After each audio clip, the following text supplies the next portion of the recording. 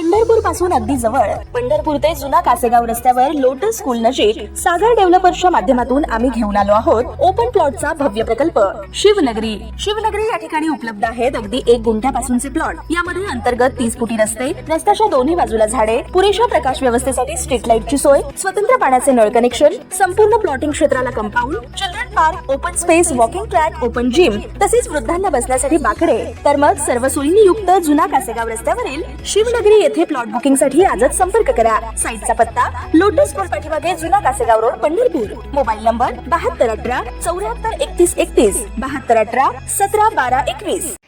ताज्या घडामोडी पाहण्यासाठी आमच्या YouTube चॅनलवरील PVR म्हणजेच पंढरी वार्ता या न्यूजला सबस्क्राइब करा आणि शेजारील बेल आयकॉनवर क्लिक करा। आज भीमा कोरेगाव शौर्य दिवस। 1818 साली भीमा कोरेगाव येथे अन्यायाविरुद्ध उभ्या राहिलेल्या शूर सैनिकांच्या पराक्रमाची आठवण। हा दिवस म्हणजे आपल्यासाठी स्वाभिमान, समानता आणि संघर्षाची प्रेरणा। या ठिकाणी अभिवादनासाठी मोठी गर्दी झाल्याचं दिसून येत असून भीमा कोरेगाव येथे अभिवादनासाठी दाखल झालेले वंचित बहुजन आघाडीचे नेते सुजात आंबेडकर यांनी आपल्या आक्रमक भाषणातून इतिहासास उजाळा दिला।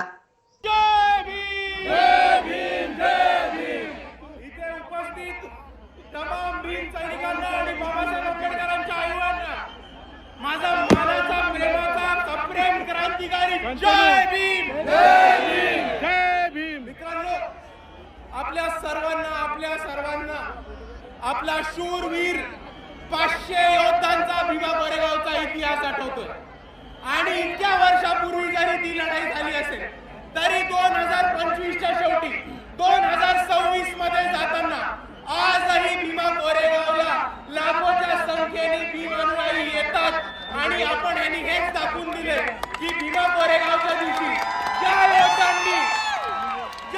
योद्ध्यांनी इकडे पेशवाई माती काढण्याचं काम केलं होतं त्यांना आम्ही विसरलेलो नाही आहोत मित्रांनो। आणि दुसऱ्या बाजूला ज्या 500 शूरवीरांनी इकडच्या व्यवस्थेच्या विरुद्ध, इकडच्या परिस्थितीच्या विरुद्ध आणि इकडच्या पेशवाईच्या विरुद्ध बंद उकरण्याचं काम केलं होतं त्यांना आपण अभिवादन करायला येतो तेव्हा फक्त महाराष्ट्राला नाही तर भारताला नाही तर अख्ख्या जगाला दाखवून देतो की हे बाबासाहेबांची औलाद अजूनही लढलेलो विसरलो नाही होत। 500 लोकांनी तेव्हा वार केला होता आणि मात केला होता पेशवाईचा आणि आजही आपल्या सर्वांना दाखवून द्यायचंय की समोर किती मोठी परिस्थिती असेल, किती मोठी ताकद असेल तरी आज जर इकडे 500 लोक बाबासाहेबांचे अनुयायी जमले तर समोरच्याला कापल्याशिवाय राहणार नाही। ही ताकद आहे आणि म्हणून मी आपल्या सर्वांना एवढीच विनंती करतो की आज जसं आपण भीमा कोरेगावच्या इथे अभिवादन करायला एवढ्या मोठ्या संख्येने आलो त्याच पद्धतीने आपल्याला हा शौर्याचा इतिहास आणि आपल्याला आपल्या समाजाचा लढवय्या इतिहास पुढे घेऊन प्रत्येक क्षेत्रामध्ये घेऊन जायचा आहे आणि भीमा कोरेगावच्या शौर्यांना आपण तेव्हाच अभिवादन करू जेव्हा आपण त्यांच्या पद्धतीने त्यांच्यासारखे छाती टोकपणे लढणं शिकू। एवढं म्हणून मी माझे 2 शब्द थांबवतो। आपल्या सर्वांना पुन्हा एकदा जय भीम, जय